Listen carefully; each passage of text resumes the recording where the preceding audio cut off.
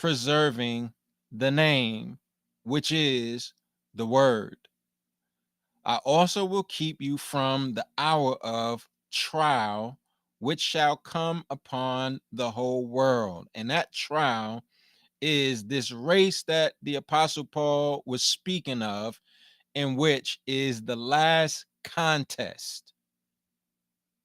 The last contest that shall come upon the whole world to do what? To test those who dwell on the earth. So no one will miss this experience.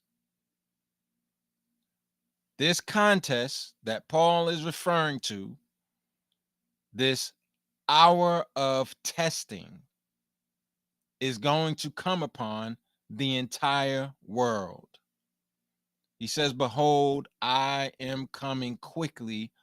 Hold fast what you have. And what they have is the name. That is the name of God, which is the teaching. Hold fast what you have, that no one may take your crown, that imperishable wreath that Paul was talking about in 1 Corinthians chapter 9. And so the name that Jesus has said they have not denied is the teaching. The teaching of Moses is the oral explanation of the symbolic rituals found in the first 5 books of Moses. When Yahushua says, because you have kept my command to preserve, he is talking about preserving the oral explanation of the symbolic rituals found in the first 5 books of Moses. He says, I will also keep you from the hour of trial or testing, which shall come upon the whole world to test those who dwell on the earth. We are commanded to guard the oral explanation, which I call the apostolic tradition, from those who will distort it.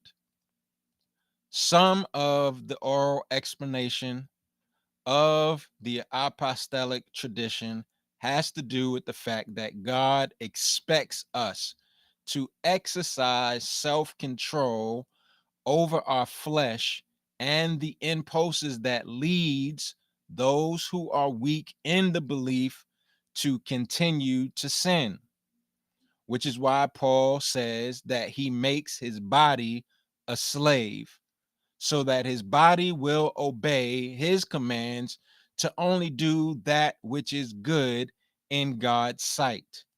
He says this because he knows that he is forbidden to live as a pretender.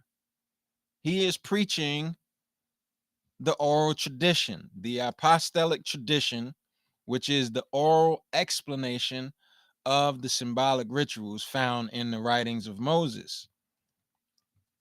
If he does, he will be disqualifying himself.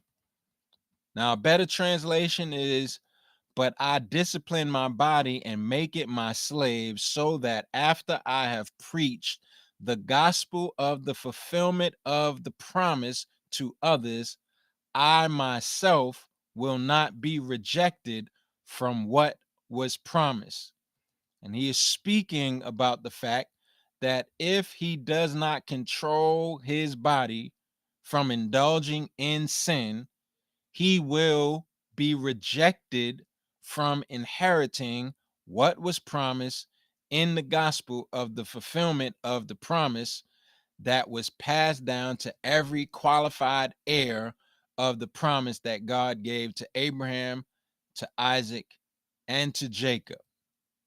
Paul has stated that if he did not control his body by disciplining it and making it a slave, he would continue to sin and cause himself to be rejected from inheriting the fulfillment of what was promised. The fulfillment of what was promised. And so when one says, and when one believes that it is impossible for true believers who are heirs of the promise, waiting to inherit the fulfillment of what was promised, they are lying. If they are telling you that it is impossible to cease from sin,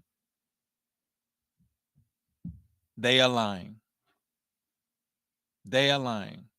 Because if you do not discipline your body and make it your slave, which means that when you give it a command, when you tell it that you do not want to commit adultery and it does not obey you, you have not made your body a slave.